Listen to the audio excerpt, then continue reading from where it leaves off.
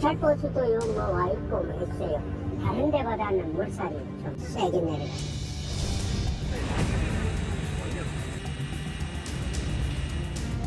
이건 구경객 게 비싼가요? 비싸요, 구경객기가.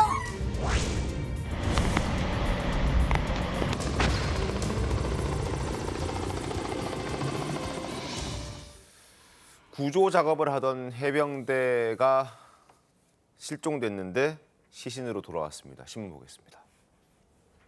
실종 해병대원 14시간 만에 발견됐는데 시신으로 돌아왔습니다. 싸늘한 주검이 되어 돌아왔습니다.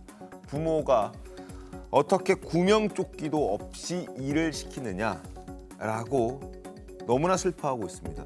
예천 내성천에서 인간띠 만들어 수색하다가 물속 집안이 꺼지면서 급류에 휩쓸려서 결국 사망에 이르게 됐는데 아무런 구호 장비 없이 투입됐다가 사고를 당했다. 지금 여론이 들끓고 있습니다.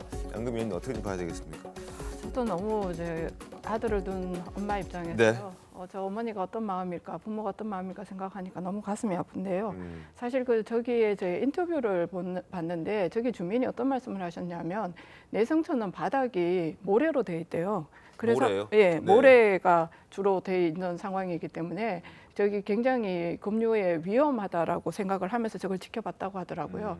그래서 저렇게 할 때 구조를 할 때 내성천 바닥이 어떤 상황인지 급류가 얼마나 센지 이런 부분에 대해서 저는 이 의사결정을 하는 사람들이 또 투입을 하게 될 때 그 안전에 대한 것들을 충분히 고려하고 하지 못한 부분에 대해서는 정말 잘못됐다고 생각하고요. 네. 다시는 이런 일이 생기지 않도록 해야 된다고 저는 생각을 하고 있는데 작년과 올해 이런 수해를 겪으면서 제가 좀 느끼는 거는 사실 저는 이제 그 전자 쪽을 전공한 사람이다 네, 네. 보니까 국토 전체에 대한 디지털 트윈 작업을 아무리 많은 돈이 들더라도 해야 되지 않을까 싶고요. 이번에 산사태가 난 것도 그 산사태가 일어날 것이라고 예상하지 못한 곳에서 산사태가 다 일어났습니다.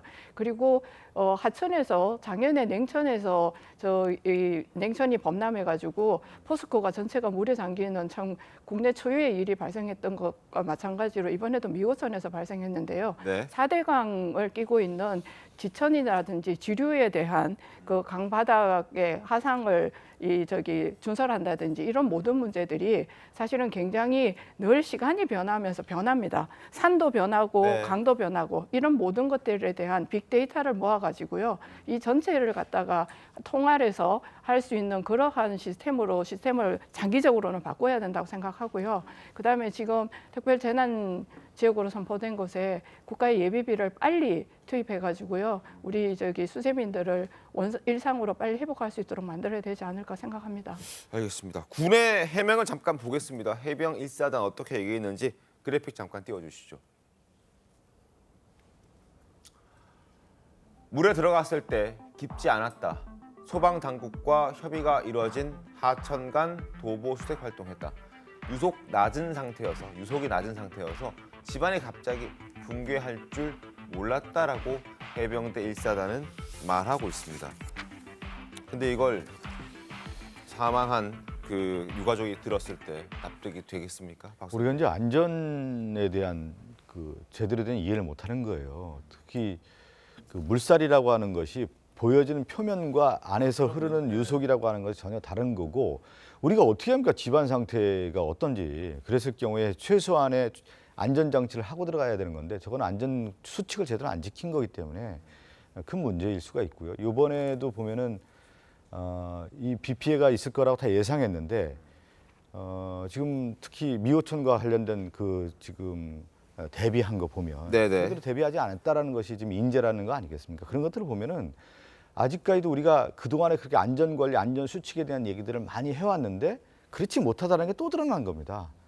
저 목숨을 잃은 부모님, 또 목숨을 잃은 그 해병대원 얼마나 안타까운 일입니까? 알겠습니다. 자, 비통함을 숨기지 못하고 있는 가족들, 해병대원의 유가족들 목소리도 한번 들어보겠습니다. 구명조끼 입혔어요? 구명조끼 입혔냐고. 아니 녀석이 물살이 세는데 어저께도 비는 거 아니야? 왜 구명조끼를 안 입혔냐고요. 왜? 그 기분 구명조끼 그렇게 비싼가요? 비싸요 구명조끼가. 내가 어저께 갑자기 돼서 내가 이렇게 전화를 했는데 내가 어찌 이렇게 전화 갔다 2분인가 했어. 물 조심하라고 비가 많이 오니까. 목소리 참 안타깝고 슬픈 뭐 이런 만감이 좀 교차하는 그런 상황인데 고인의 명복을 빌겠고요. 앞으로는 이런 일이 좀 벌어지지 않았으면 하는 그런 바람입니다.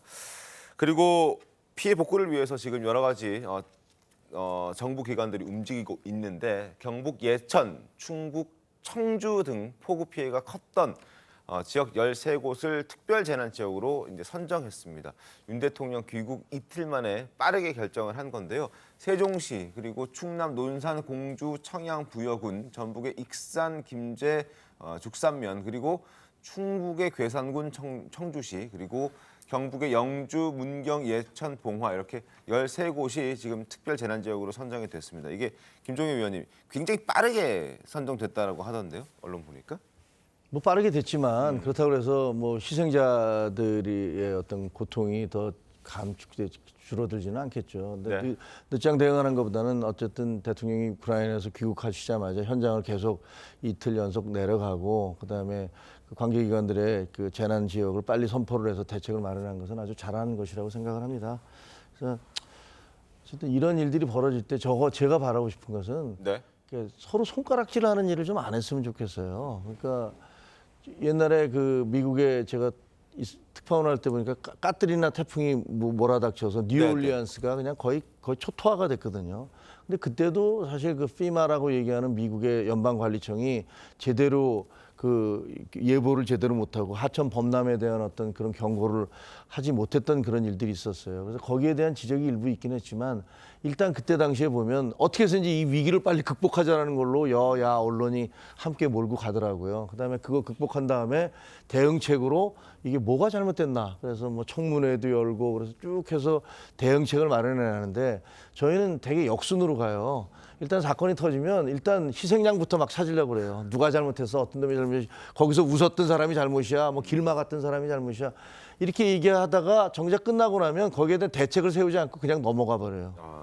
그러니까 모든 것이 다 재난이 정치화돼 버리고 정쟁화돼 버리기 때문에 그런 것들이 아니고 일단은 극복을 한 다음에 이게 근본 원인이 뭐였어라고 해서 여야가 함께 모여서 대책을 마련해야지 이런 다음에 이런 일들이 벌어지지 않는데 우리는 순서가 거꾸로 돼서 그냥 서로 한쪽은 변명만 하고 한쪽은 공격만 하고 그러다가 끝나고 난 다음에는 뭐 우리 언제 그랬어? 그리고 또 넘어가 버리니까 이런 일들이 계속 발생하는 것 같아요. 그래서 이번만이라도 이게 뭐 우리가 더 잘했어 못했어 이런 얘기 자꾸 정치적으로 내세우지 말고 우리가 다 잘못했다라는 생각 하에 우리가 여야가 모여서 그러면 이게 진짜 어떤 것이 문제였는지를 점검해보자라는 그런 태도를 갖는 게 중요하지 않을까 생각됩니다.